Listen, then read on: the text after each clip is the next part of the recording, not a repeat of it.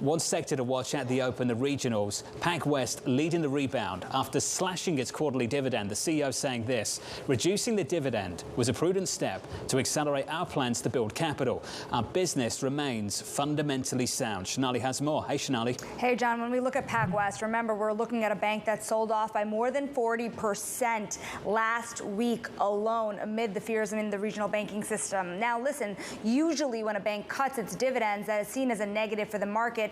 In this instance, you're seeing that big jump back after that massive sell-off last week in the vein that they are looking to preserve capital. Now, remember, we have also reported that PacWest in particular has been considering strategic options. There was another bit of negative news that came out late last week. This is idea that Fitch has placed it on a negative watch, and that is in part because of those strategic options. This idea here about the uncertainty about the strategic direction of a bank. Up till this point, we have talked about the pressure on net interest income. We have talked about the pressure on deposit flows in the banking system. And now the market is turning its attention to these bigger problems about what is a regional bank and is this business model sustainable. That is front and center with this Fitch notice on PacWest. But again, this is a bit of relief here. We know that when it comes to the idea of short selling, still allowed in these markets. We are waiting to see what the SEC has to say about this sector as a whole,